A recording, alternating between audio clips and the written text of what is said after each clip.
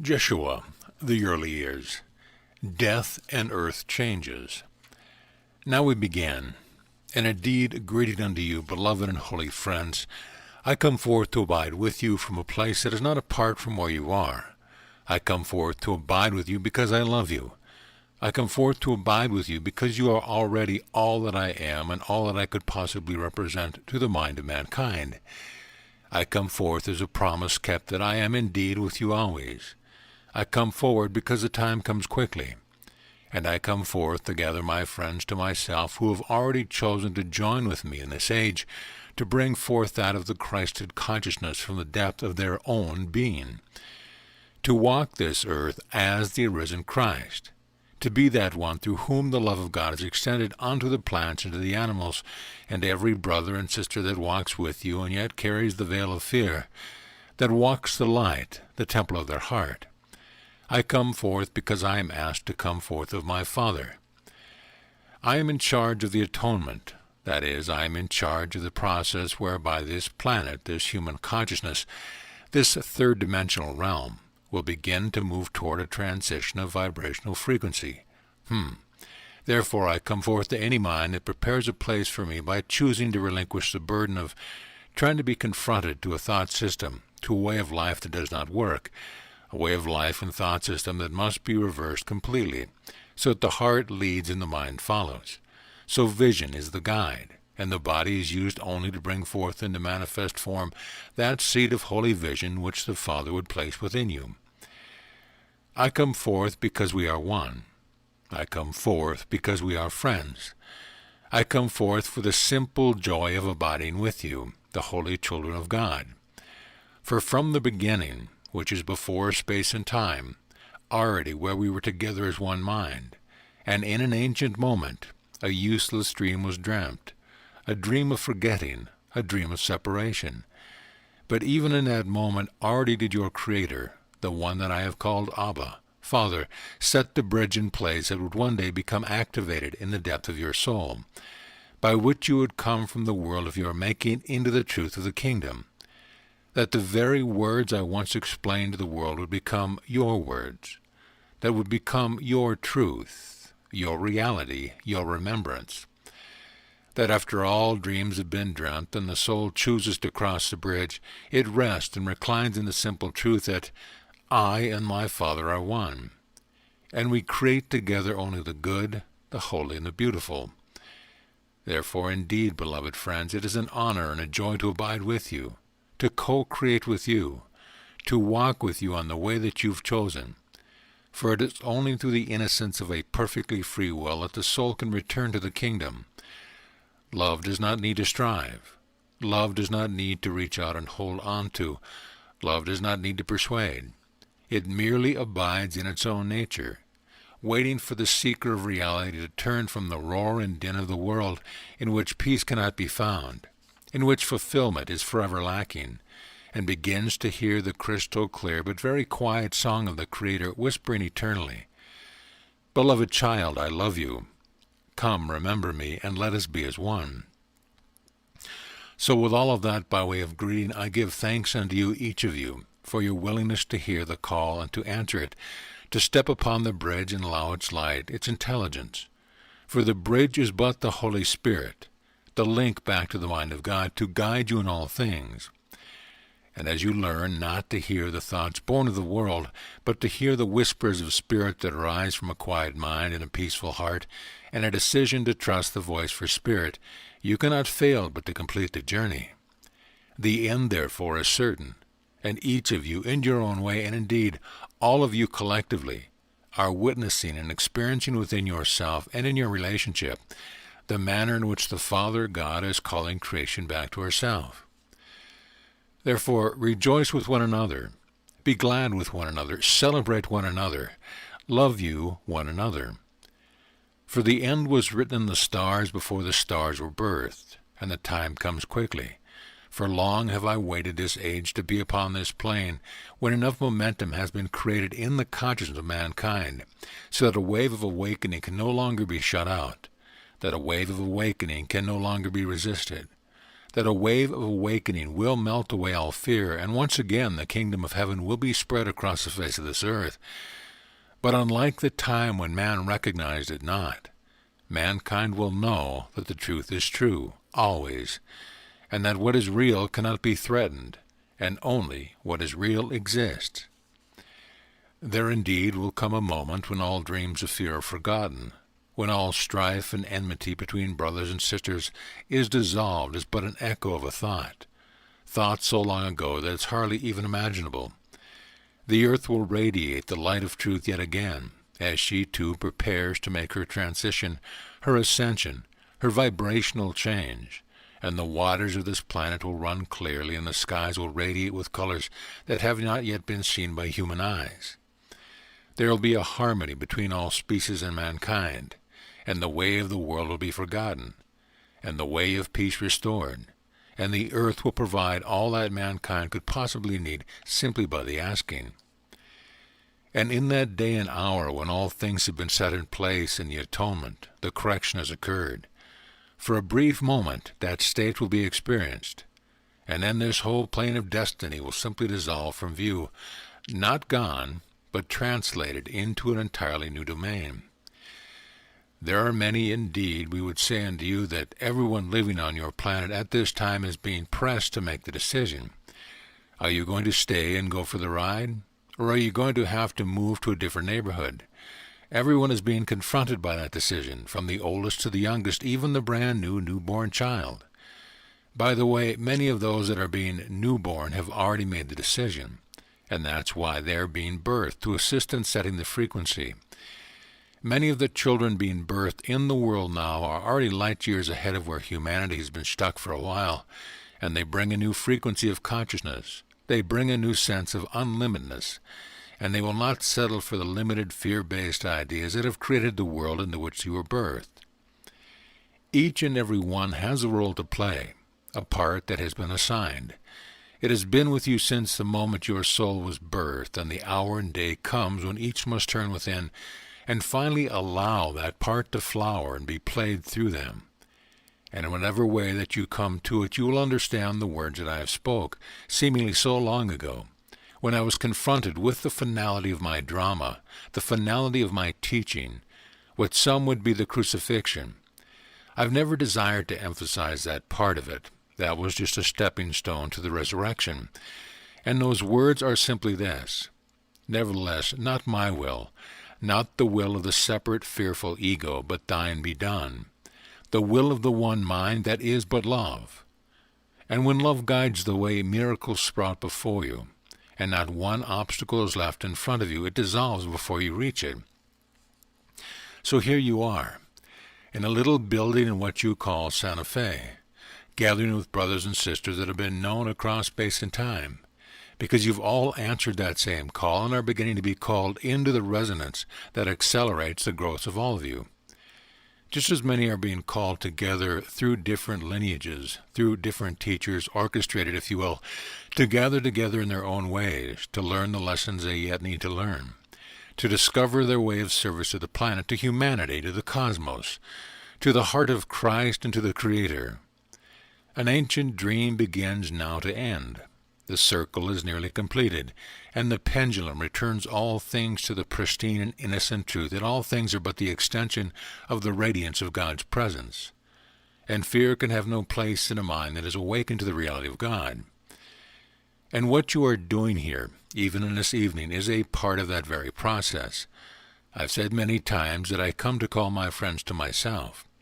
Imagine that all of you have been given a script very, very long ago, and part of that script said that the day would rise when you would reconnect with an old friend, the one the world has called Jesus, and that through the connection a vibration would be created that would accelerate the fulfillment of your own part, your own unique role to play, the stepping into the fullness of your Christed nature. Just as once, as a man, I decided to take my Father's word at face value and stepped into my own Christed nature.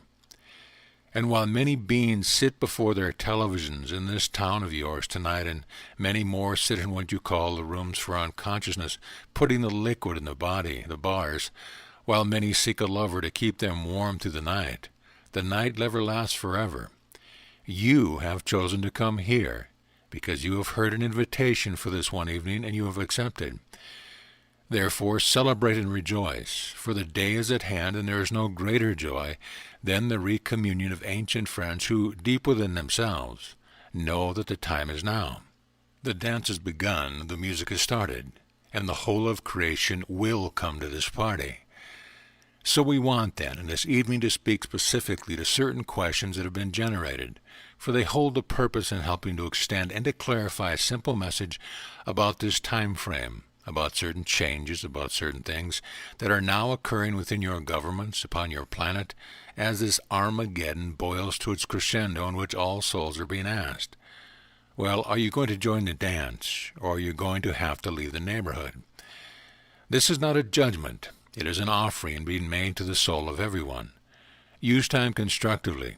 You can heal your heart. You can practice forgiveness. You can awaken as Christ. You're going to have to, because the planet is doing the same thing. And if you don't come with her, you won't be able to handle her light and her frequency. And you'll need to move to a different neighborhood. That's all. No judgment, no fear. No being struck dead by God, only a simple offering. You can awaken now, or you can awaken somewhere else later. There have been far too many laters. So we believe, then, that you have questions. Well, Jeshua, it's not terribly fair for you to answer the questions before I pose them. It's just a simple mistake that we occasionally make.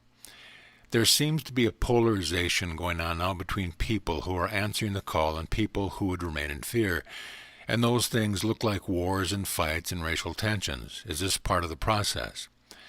No, it's because of what has been placed in the water. I'm glad you haven't lost your sense of humor.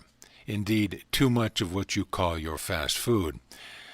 Beloved friends, you must have heard it said that when you hear of wars and rumors of wars, no, the time is not quite yet, but boy, is it getting close. Indeed, as we spoke a moment ago, and please understand this, there is no such thing as punishment.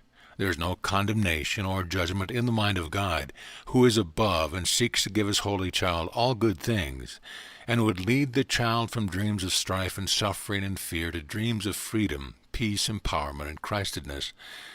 There is a vibration beginning to build in the depth of this dimension. This density you call your third dimension, third-dimensional reality, although we would say there's no reality here yet, but it's coming. This vibration is like a pebble drop in a pond that is beginning to send ripples. It's been going on for some time. It's beginning to pick up pace, beginning to vibrate a little more, like water beginning to boil. You sense that it's happening, although you don't even see the bubbles rising yet. You know something's changing in the energy of the water, and as it occurs, it is literally rippling through every soul. Why? Because separation does not exist, and if God holds the thought, okay, time to nudge a child. I've let them dream long enough. Let's see if they can hear my voice over their dreams. That ripple must go through every created soul, and as it does so, it is stirring up all the old fears, all the old patterns, all the old habits, and the soul is being asked, are you ready to purify? Which simply means to make different choices. It's not. It doesn't require lying on a bed of nails. Simply the recognition that something's coming up that no longer feels as comfortable as it once did. Are you willing to let go and allow a small period of disorientation till reality settles in, and what you thought could have never been becomes your norm, and you walk the world awake? There are many who are having their fears escalate, and why? Because they are committed to fear. They believe in fear. It is what makes them safe. I know that sounds odd, but it is very true. As long as I can look out upon my neighbor and see you as that bad person, then I know who needs to be attacked. And all we have left to do is to figure out how to attack you before you attack me. Very simple. And if I win, I get all the marbles. But in attack, no one wins. For when the attacker attacks, the attacker is attacked by the weight of the negativity of their own fear. So yes, what you are seeing on the planet is a polarization that is occurring because every soul is being confronted by the decision to heal and to forgive, or to hold on to the idols of their woundedness and to judge. Once I said, with what judgment that you put out, rest assured you will be judged in the same way. Why? Because you create your experience. So again, there will be many who will not be able to live on this planet. That is why there is also a creation of many odd and new diseases upon your plane. It is why there are some very bizarre things being done by certain governments on your planet as the fear builds, in an attempt to remain in control of something that they don't even understand. And yet none of it can affect the pure in heart, the meek who will inherit the earth, those who choose to heal the gap in their own being between themselves and the mind of God, for they will be led in each moment, and nothing will befall them. A few lessons on the way, yes, but only by way of purification, only by way of a deeper wisdom, a deeper understanding. Where you extend to your Father a smidgen of willingness, the end is certain, and you are safe to trust what you feel in the depth of your heart, which is the temple of the soul where Father and child rest together, God and Christ. Does that help you in regard to that question? Yes, thank you. But everything you said tonight can be taken either physically or metaphorically. Is this a physical change that will occur on the planet? Or is this a metaphorical change and the planet itself remains unscathed? Beloved friend, I am very glad that you have posed your question in just that way. Now we both know that to put anything into language in the form of a question, you are forced to deal with the language structure you have.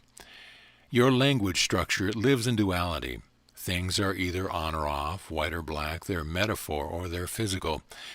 But I say unto you, the whole of this physical dimension is a metaphor. It is a symbol of a vibration of thought. Does that make it less real? Not at all. For how can the holy child of God create unreality? Therefore this dream will be played out and involve the whole of the created domain. And yet it's still just a metaphor, part of a dream. For this house you sit in, the town in which it resides, the planet upon which this town resides, all exist in a space no wider than the tip of a pin. And yet, where you abide, all of creation is contained with you, and you are vast beyond the reach of all solar systems. And when you get a feel for that, you will indeed marvel. Yes, it will occur, and it is appropriate and inaccurate for anyone to assume that this change is merely pictures or symbols, that it really only occurs in something called the mind that's somewhere tucked inside a body and has nothing at all to do with the planet, with the stars, with the comets, with the photon belt. 'Tis all one thing, mind creating. Therefore, for mind to awaken, all of mind awakens and changes. Yes, it will involve the planet itself. I believe that should help make it clear. Then the role of Shanti Krishna must also be clear in this process. Is it a beacon? Actually, beloved friend, we have merely beguiled you, and that which is called Shanti Krishna is a distractive mechanism being created by the devil. Beloved friend, yes, Shanti Krishna is an expression of a vibration of thought, like a pebble dropped in a pond that is created to manifest specific vibrational patterns or ripples. It will be utilized by us to attract many minds and many beings who can step through the portal into awakened consciousness. There are many portals being created. And why do there need to be many portals? Because there are many levels of consciousness and there are many forms of experience that you've all created everywhere on the planet. I am not everyone's teacher, even though I am in charge of the atonement. So imagine that I'm merely sitting behind a small little desk out in the meadow. I pick up what you call your cordless telephone. In this case, it's even a non-physical phone.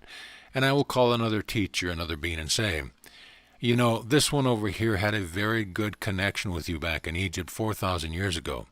Why don't you pop down here and have a little chat with him? So there is an orchestration going on. There may seem to be many forms of the universal curriculum, many teachers, many methodologies, and yet all of them are but portals through which the soul chooses to walk, to step from fear to love, from insanity to sanity, from dreams to reality. Shanti Krishna, then, is one such portal through which I specifically can activate the call and create a gathering place, if you will, a gathering frequency through which I can call those to myself who, because of past resonance, past experiences, have come to love me and have come to trust me as one who can carry them over the bridge. Yes, Shanti Krishna has a role to play, and rest assured there is a safety mechanism built into this vibration. This vibration cannot be manipulated or used for personal gain. It cannot be misdirected, for the mind that may be attracted to it and then sort of bounces off and goes to the left or right is one that merely realizes that this vibration requires, what is your phrase, the getting real. This is the vibration in a portal that helps souls step into the next vibration. You can't sneak anything past the ego detector. Does that help in regard to that question? Yes. Are there any other questions in the group about earth changes? Yes, are we going to experience a period of 3 days of darkness during this change upon the earth? We would suggest here that it is very probable that this will occur, and yet it will be a little longer than 3 days. This will eventuate, if it is necessary for the change of vibration, to require what would be called the changing of the axis of the planet. This will create a bit of a shake-up, as one would imagine, and there will be created a blacking out, and the sun's rays will not touch the earth. The sun itself is going nowhere. Yes, but listen well to what I say, for there are many prophecies coming out, and there will be many more times when we move closer and closer. Many are getting the pictures that are the effect of the generation in their own minds of how they need to understand the ripples that are coming to them. We speak of probabilities because it is never certain what must eventuate for a change of vibration to occur, and you can liken this to your own lives. Sometimes you need to be hit with a broom handle to get your attention, and other times a quiet whisper seems to be enough. We would suggest that because there is no separation, the more that the souls choose to awaken and to heal, the less the need for shocking circumstance to get their attention. The more mankind awakens, the easier the transition of the earth. Does that make sense for you? Yes. Is there truly any difference between entities that describe themselves as Germain, Jeshua, Michael, and who would bring their message through an individual? Is there really any difference among the messengers? The answer is a resounding yes. And why? When you speak of difference, what you are alluding to is that there is an entity that is its own unique sphere of consciousness arising out of the one mind. God is aware of God because of God's creation. You are God's creation. Therefore, the Father knows himself because you exist to be aware of him. Individuation, like the ripple arising out of the ocean, does not change the substance. It's still all made of one thing, and yet there is individuation, uniqueness, just as there are several souls associated with the bodies that have gathered in this room, and you all have your own unique cosmic social security number.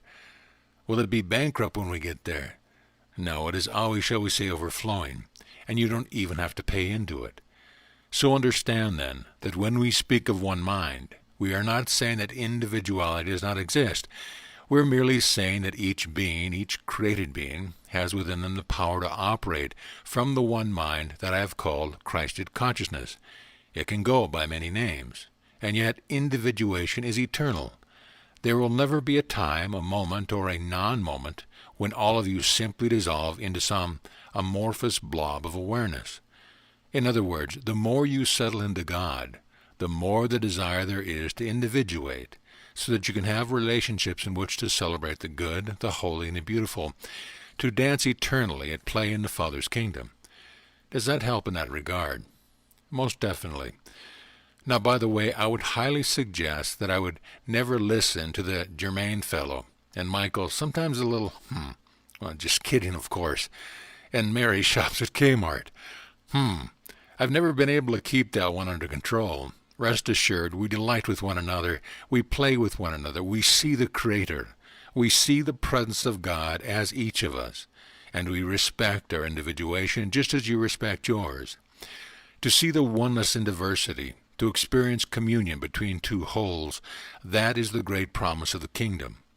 To be in a holy relationship in which to Christ as individuated beings, yet emerging from and operating from the same mind, the same values, the same love, the same compassion, the same wisdom, the same unlimited power to create the good, the holy, and the beautiful. Now that is a dance worth attending. Therefore, seek not the death of the self, but seek the arisen self. That should help. Would you care to summarize this evening?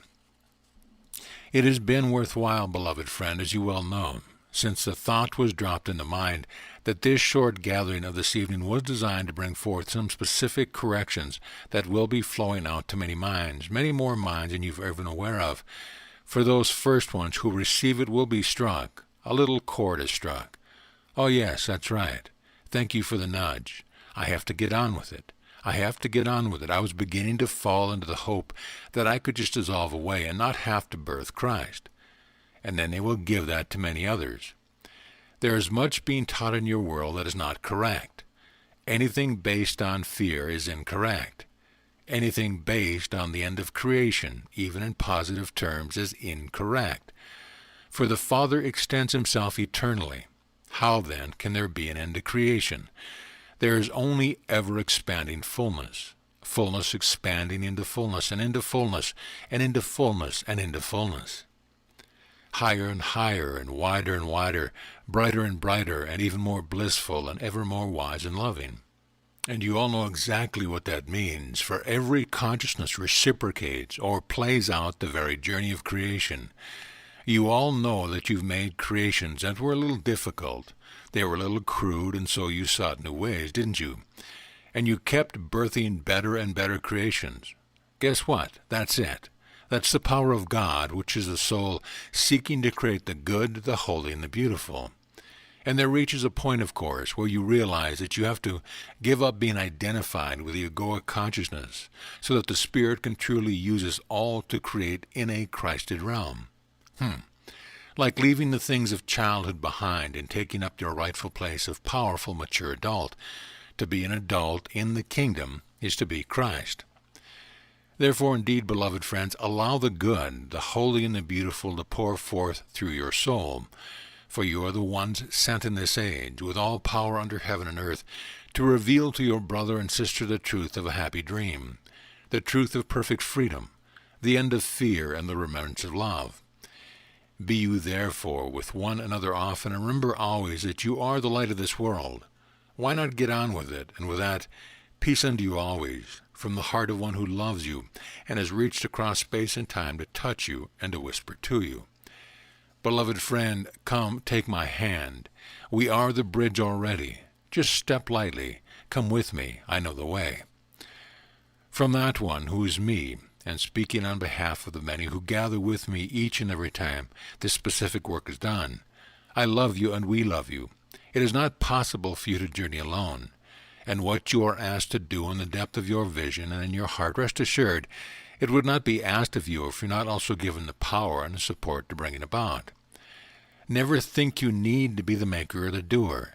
You need only be each of us a servant of the mind of the Creator, who is but love, and whom we serve with perfect freedom, joy, and fulfillment. Peace, then, be unto you always. Amen. Jeshua, don't run off. Where could I go? Thank you. Take two.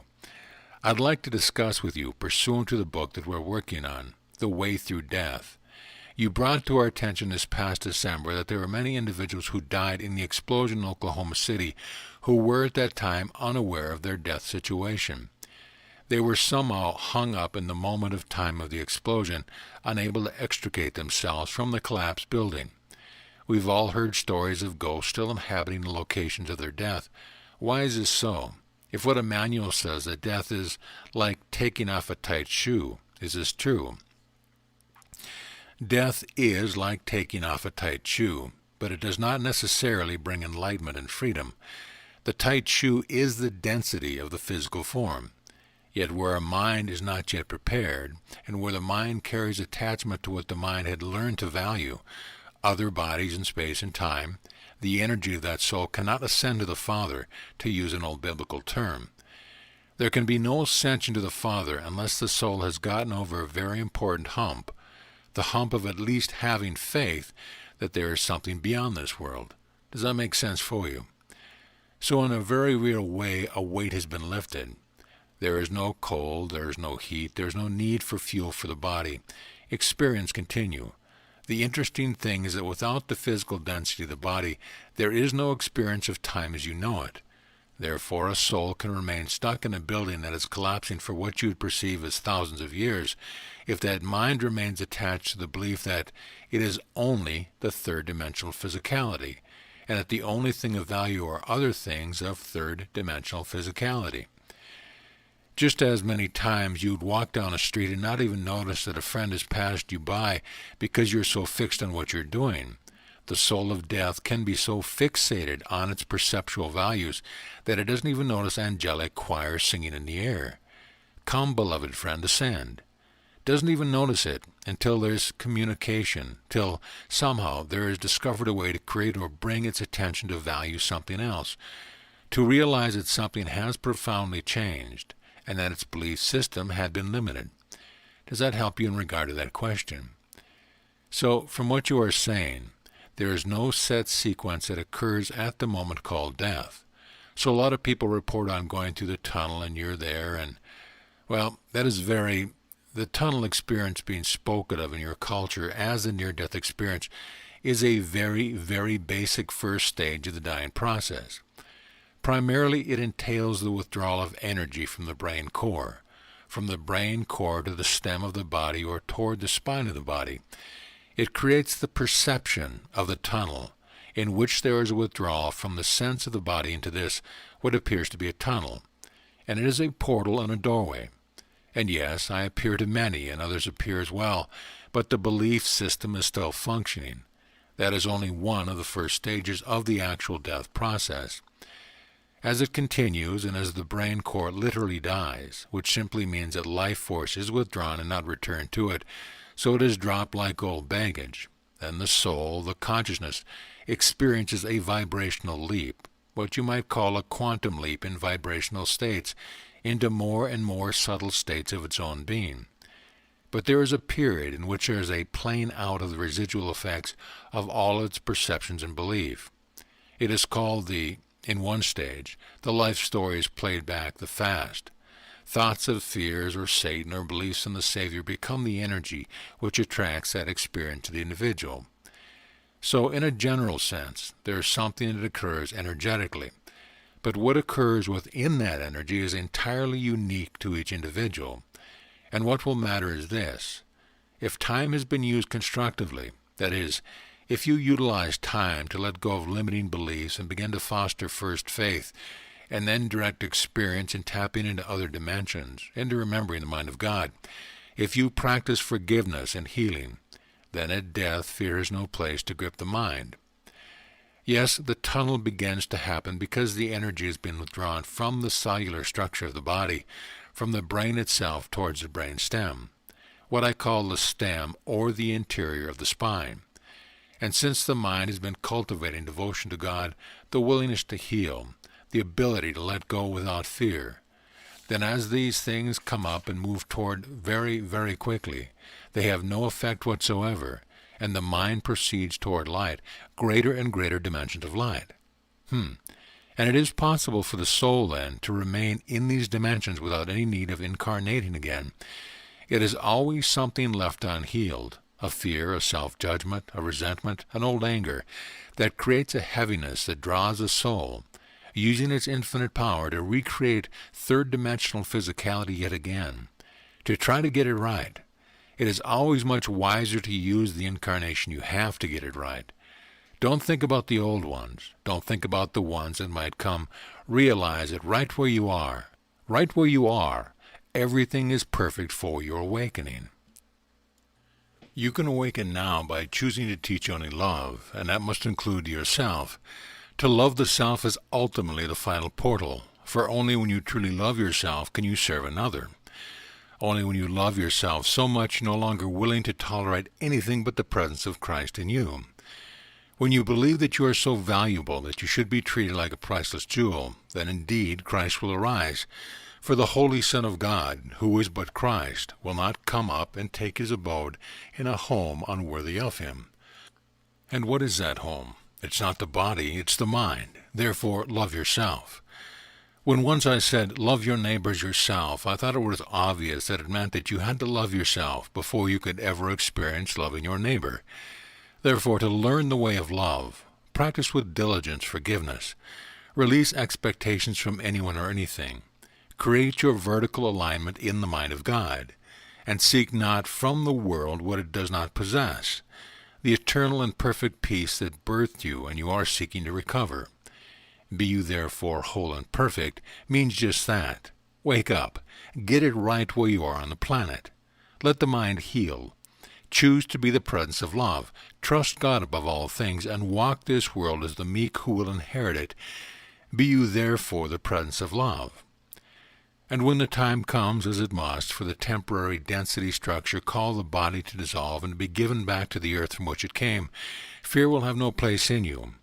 And as the tunnel begins to appear, and you know, this happens to every mind, by the way, there is a moment when you know something is occurring, that's going to occur, and you're not going to be able to interpret it anymore.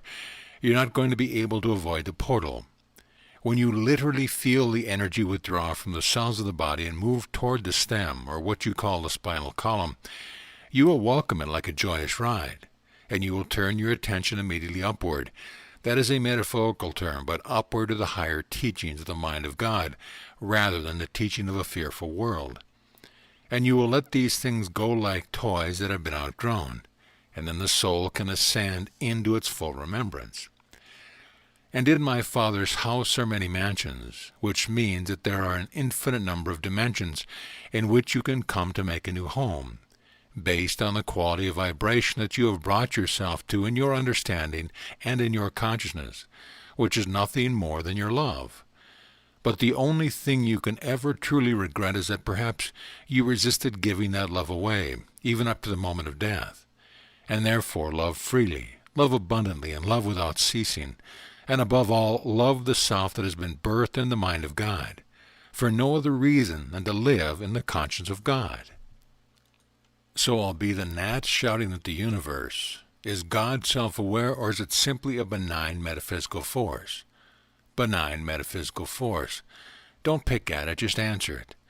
There is nothing more benign than love. There is nothing more metaphysical, which means beyond and permeating the physical, than God. There is nothing more forceful, if you mean by that the infinite power that cannot be denied, than God. So if that is what you mean, I would say yes to the use of those terms. Is God self-aware? Are you aware? Got it. It won't be the last time. That for me begs the next question. Is there a force outside of God? Just you. I well do understand the direction of your question. There can be nothing outside of God, and what is unreal does not and cannot exist. Yet you have the power within the infinite freedom of God to believe a perception that there is a force outside of or other than God, just as you have believed that you are separate from God. 'Tis an optical delusion of consciousness. It is a dream of a child sleeping in a meadow, in whom no change has truly occurred. That which is called Satan cannot exist or have any power, save in that mind that allows it. And who gives that power to it? For did I not ask you to speak unto me? Could the devil withstand your love? And did it not bring that one to silence? In other words, love heals, because love is real. And when you step from fear into love, where did the boogeyman go? Well, I'm through with my questions if you have a summary. Could I ask a question? Yes. Getting back to Shanti Cristo, could you give us an idea when this will materialize? Beloved friend, it already has, and in your third-dimensional plane of time, you are witnessing the process whereby the materialization occurs. In reality, it is already finished, because God does not think thoughts that arise incomplete. You are merely tuning into what has already occurred. I know that's a bit of a leap, but it's okay. Let yourself take it. You're merely choosing to allow yourself to participate in what you've already done. For hear this, in reality, the dream and the process of awakening never occurred. For what has no effect has never happened. The dream, the awakening of the dream, is already done. You might say you are watching the film at 11. Can you imagine a newscaster saying, all of creation is awakened today and returned to the holy mind of God, film at 11. And what you are experiencing is the watching of the film, like being within a hologram, yes, and when are the specific parts going to manifest it and love you? When would you like them to manifest? Tomorrow. Very well, simply awaken tomorrow and know it is finished. Let no doubt arise in your mind, and simply allow the Comforter, the Holy Spirit, to reveal to you what has been finished. Imagine what you call a supervisor at a construction site, building a beautiful building, and you come by and you go, "How did this happen?" And he puts his arm around you and says, "Come, first I'll show you the foundation. I'll show you the blueprint plans." And yet the whole time you're in the building and your mind begins to tap into that day, they first brought the concrete to make the foundation, then the steel girders, and the process whereby the very building in which you live was created. The buildings on that land are already there. You just don't see them yet, but they're settling in, and you will see them. And when you see them, you will know, just like hundreds of other beings will know. I've seen those before. Not in another place in time, because they've already experienced the completion. Does that make sense? Yes. Indeed, and what can stand against the will of God? That is why those things that are called to add to and create this vibration must always rest in certainty, in knowingness. It is finished. What a delightful way to spend the last afternoon of the dream of separation. Something to think about it. Thanks, my friend. Indeed. So may I be allowed to leave this time. Where could you go? Exactly. I merely recede and just call this communication process, and by agreement always, I merely nod to my brother who no more exists within the body that you exist within yours. You're just animating a temporary communication tool. I merely nod to him and I say, "We're done now." And usually he goes, "Oh, so soon. Thank you." And he returns his attention to the body as I release my attention from it. That's all. Kind of like two friends. The one night one of them sleeps in a certain bed in this house, and the next night it's the other person's turn. We just slide in and out of the bag of dust. Sometimes you never quite know who's there. It's a chance to sleep around, right? Indeed. 'Tis good to choose loving cosmic bedfellows. Indeed, therefore, and again, as always, I leave, yet I leave not you, for I am closer to you than your own breath, and never farther from you than the width of a thought. Think well, then, and remember the truth that is true always. Amen. So ends Death and Earth Changes.